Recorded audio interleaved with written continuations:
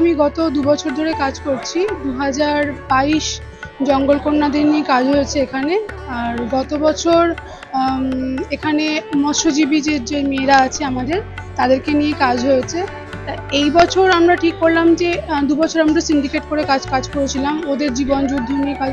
সমগ্র বাংলার, আমি একজন নিজে মহিলা শিল্পী, তো আমরা যেভাবে কাজ করি বা নিজেদের প্রত্যেকটা মেয়ের মধ্যে তো একটা ইনবর্ন শিল্প চেতনা থাকে। তো সেই শিল্প এমন নয় যে একটা মহিলাকে টাকা দিচ্ছি বলেই সে কাজ করতে পারছে, সেটা নয়। আমাদের মাননীয় মুখ্যমন্ত্রী মেয়েদেরকে মানে এই যে সামনে নিয়ে এসে তাদের হাতে মানে জিনিসগুলো বানানোর জন্য একটা আর্থিক সহযোগিতা করছেন, বা বিভিন্ন মেলাগুলো হচ্ছে যেখানে তারা তাদের জিনিসপত্র সেল করতে পারছে। ইভেন তারা যে তাদের বাড়ি থেকে জিনিসপত্রগুলো নিয়ে আসবে, তার জন্য তাদের মানে আসা যাওয়ার ব্যবস্থা, থাকার ব্যবস্থা, তাদের নিরাপত্তার দিকটা দেখা, সবটাই উনি খুব সুন্দর করে যত্ন সহকারে করেন।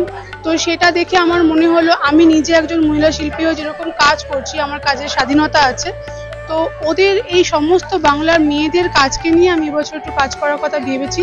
তাদের কাজকর্ম আমার পুজো মণ্ডপে থাকবে, ওনারা ওখানে বসে লাইভ কাজ করবেন আর তাদের জিনিসপত্র ওখানে থাকবে। কেউ যদি মনে করেন তাদের এত সুন্দর শিল্পকর্ম নিজের বাড়িতে স্থান পাওয়া উচিত, তাহলে সে সেখান থেকে সেলও করতে পারে, সমস্ত রকম ব্যবস্থা থাকবে। যখনই একটা কোনো থিম পরিকল্পনা করা হয়, তার সঙ্গে তার টোটাল যে চিত্রায়নটা হয়, মানে অ্যাকচুয়াল থিমটার যে চিত্রায়ন হয়, সেই চিত্রায়নের সঙ্গে সামঞ্জস্য রেখে আমাদের ঠাকুরটাকেও ডিজাইন করতে হয়।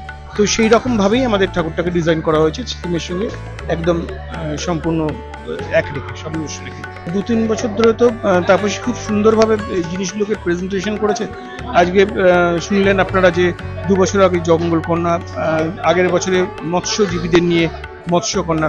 তো এগুলো প্রত্যেকটা পার্টিকুলার একটা সেক্টরকে নিয়ে, নারীদের একটা সেক্টরকে নিয়ে কাজ করেছিল।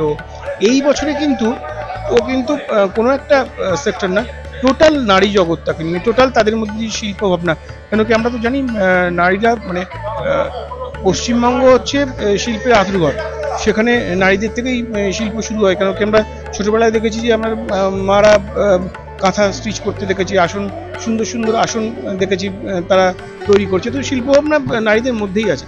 তো সেই জায়গা থেকে দাঁড়িয়ে যখন সমগ্র শিল্পটাকে তুলে ধরা হচ্ছে একটা ছোট্ট পরিসরে, ছোট্ট জায়গার মধ্যে, তো সেটা একটা বিশাল চ্যালেঞ্জিং ব্যাপার এবং খুব সুন্দর জিনিসটা হবে আশা করি। এবারের পুজোর বিষয়টা হচ্ছে সম্পন্ন, অর্থাৎ সারা গ্রাম বাংলায় যে লক্ষ লক্ষ মা বোনেরা, মহিলা স্বনির্ভর গোষ্ঠীগুলির সঙ্গে কাজ করেন, নানা ধরনের প্রোডাক্ট, নিজেদের পায়ে দাঁড়ানো, নিজেদের একটা পরিচিতি, নিজেদের আয় নিজেরা করা, সংসারটা চালানোর ক্ষেত্রে পুরুষদের সমান মা বোনেদেরও যে ভূমিকা, এই গোটা জিনিসটার অত্যন্ত ভালো গুণমানের তাদের প্রোডাক্ট, মানে শাড়ি গয়না থেকে শুরু করে, সাবান থেকে শুরু করে, হাতের কাজ, ঘর সাজানো থেকে শুরু করে, বিভিন্ন খাদ্যবস্তু থেকে শুরু করে, সব ব্যাপারটাই তারা করেন।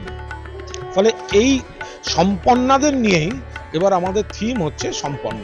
রামমোহন সম্মেলনী ইতিমধ্যে এই কয়েক বছরে শ্রী কুণাল ঘোষের নেতৃত্বে এবং সুন্দর, অত্যন্ত প্রাসঙ্গিক ভাবনা এবং পজিটিভ ভাবনা নিয়ে এগোচ্ছে, তাই বিখ্যাত হচ্ছে। এবারও সম্পন্না, যেখানে স্বনির্ভরতা কথা, মহিলাদের সশক্তিকরণের কথা, মহিলাদের স্বনির্ভরতা নিয়ে বিষয়টা, এবং সেই কাজটা পশ্চিমবাংলায় হচ্ছে, সেটাকে তুলে ধরছেন। এটা আমি মনে করি একটা প্রশাসক হিসেবে যে মুখ্যমন্ত্রী যে কাজ করেন, আর একটা দলের সভানেত্রী হিসেবে মহিলা সশক্তিকরণ, তার মধ্যে রাজনৈতিক প্রতিনিধিত্ব করার যে একটা জায়গা, এটা একটা নিদর্শন হিসেবে দেখেছেন এবং সেটা উঠে আসে, তার জীবনে পরিবর্তন হয়ে গেছে।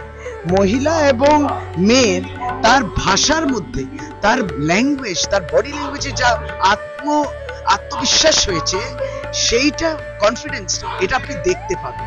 সুতরাং এইটাকেই সামনে রাখা হচ্ছে।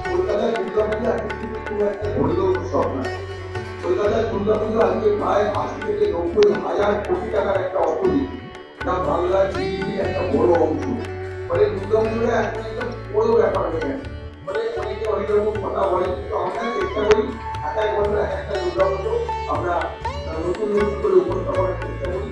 ফলে এবারে আমাদের যে ভাবনাটা এত অন্য, এবং এটা আরেকটা আমার এখানে যে চমক লেগেছে, যে পরিকল্পনার রয়েছে সহায়তা, আশা করি একটা নতুন চমক আমরা দেখব এবং সঙ্গীত এবং সাংস্কৃতিক সহায়তা নিয়ে পরিকল্পনাকে তুলে ধরবে এবং পরিবহন খুব ভালো সাফল্য পেতে আমরা আশা করি। এবং ব্রাহ্মণ সমাজ শুধু উত্তর কলকাতা নয়, কলকাতার দুর্গাপুজো শুধু একটা মানসিক একটা অন্য জায়গা করে দিয়েছে।